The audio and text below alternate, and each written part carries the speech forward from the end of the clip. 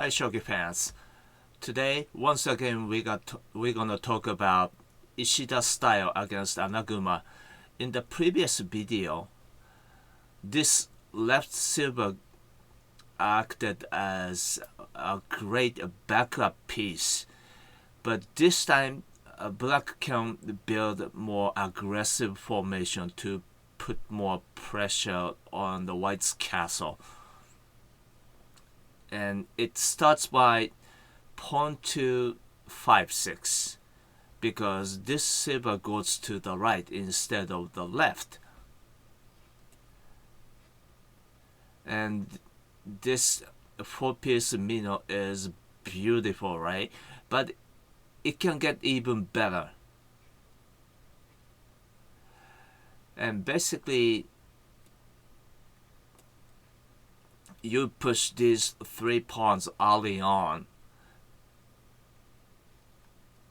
and it's possible for white to drop back with the bishop to threaten pawn exchange, but you shouldn't be afraid of this movement. You can calmly move back with the bishop. And this is the last time for white to carry out this early pawn exchange, because if he doesn't, black would push this pawn to block this line, right?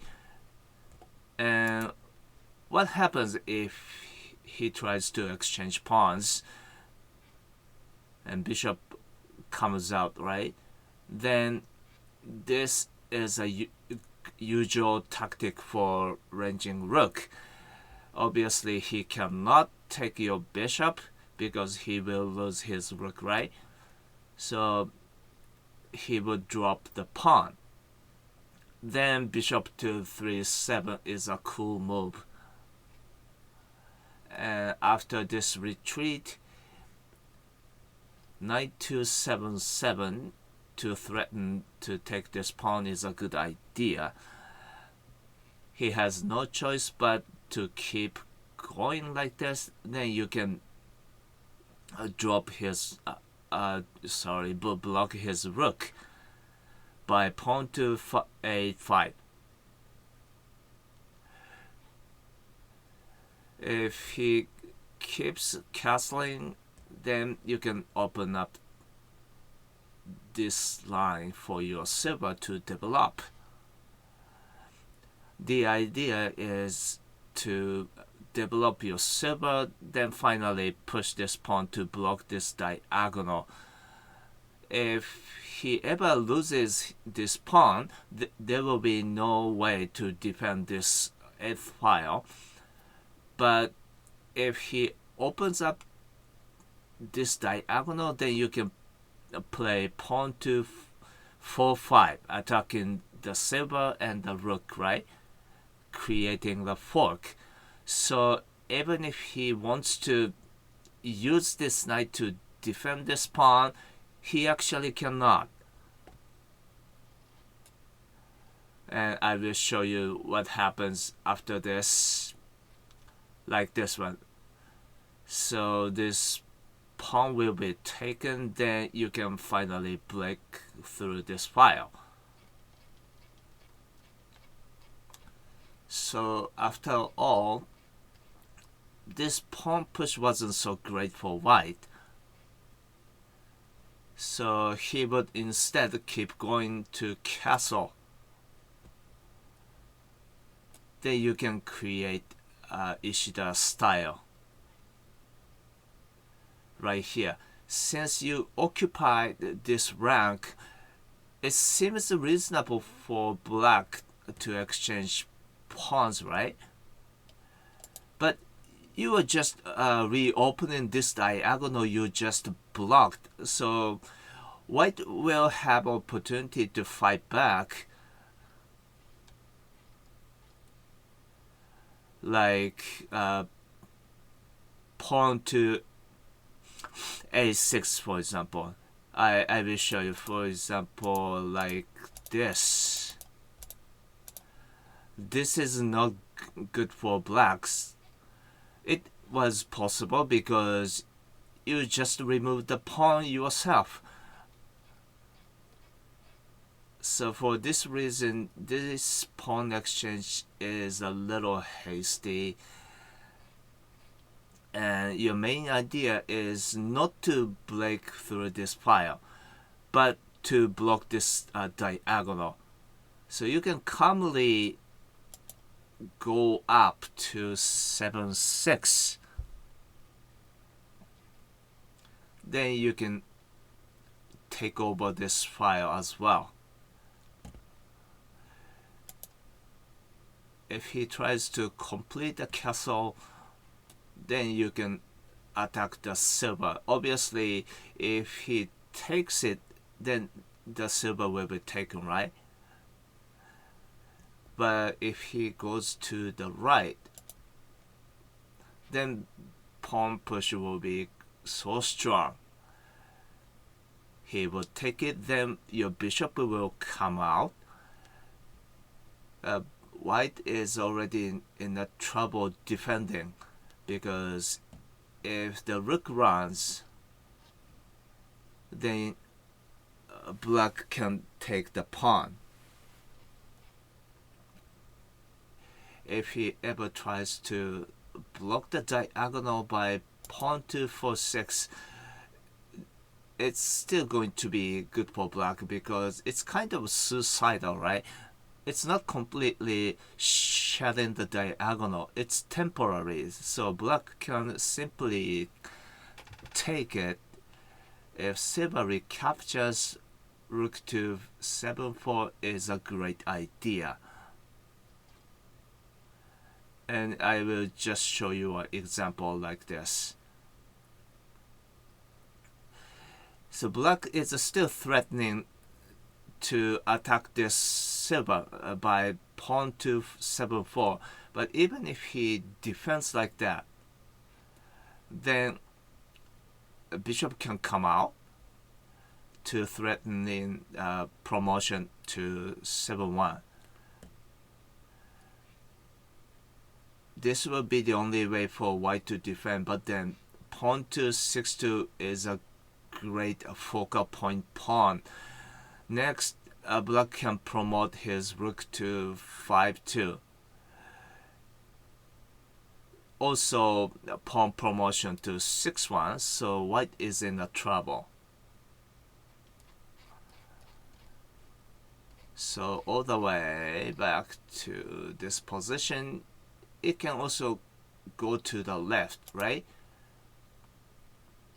But it creates free diagonal for your bishop, so it's going to be good for black as well. Before you do that, you can complete this beautiful 4-piece Mino finally. Then bishop to 2-6. If he defends, then knight to 7-7 to threatening to take this pawn.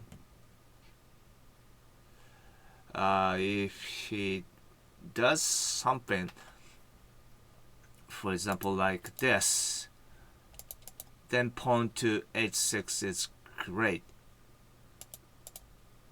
He would kick the bishop, but then bishop to 4-8 is calm move. If he takes the pawn, then your rook recapture. Then you will be able to break through the file. And his bishop cannot come out because it's defended by your bishop. So it's fine.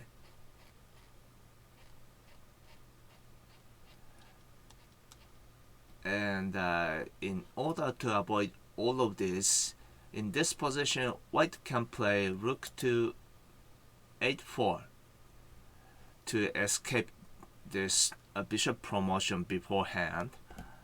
But you can still pursue, because this is your main idea. Then his bishop this time can come out to disrupt your movement. Obviously, bishop trade in this position is not so good for black because there are so many empty space for piece drop. So instead, you can shift your focus on the central file.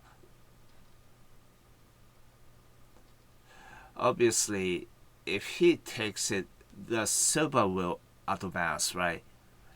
So he would fight back by this counter pawn push. And of course, he wants you to take this, so you don't have to do that. And instead, knight to 3-7 is great. If he takes it, knight recaptures, creating a fork. So white is kind of stuck here. So he has almost no choice but to complete his castle like this. Then you can take the pawn. Rook would recapture. Then once again, bishop come out to the left side. And this is why you shouldn't move this knight too soon, because you are eliminating this great option. Obviously, you are trying to trap this rook, right? And this square is now under the attack by 2 pieces, so it's difficult for white to defend. Even if he tries to send this general to the front line, you can still keep going. And rook runs and pawn drop. Since his generals are saturated to the left side, this pawn drop can be very effective. Once you can create a promoted pawn near the castle, it's going to be a huge threat. He would try to kick the silver, but this counter pawn push is great. If both players keep going, black is going to be fine because he will have promoted pawn taking the gold, right? So he would take it by the silver, and your silver recaptures. Then bishop would take it, but instead of accepting the bishop trade, you can promote the pawn because it's going to be faster.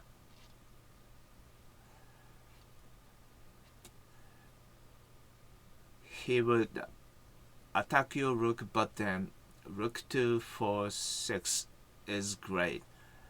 In order to keep turn, he would invest the last remaining pawn to 4-5.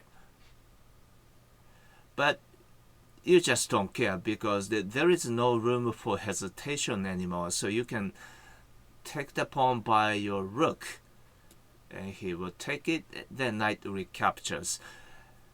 Since he has no pawn in hand, there is no way to kill the knight effectively. Then it's creating a great attacking base right here and here. Also, the presence of the promoted pawn is great, so black is winning here.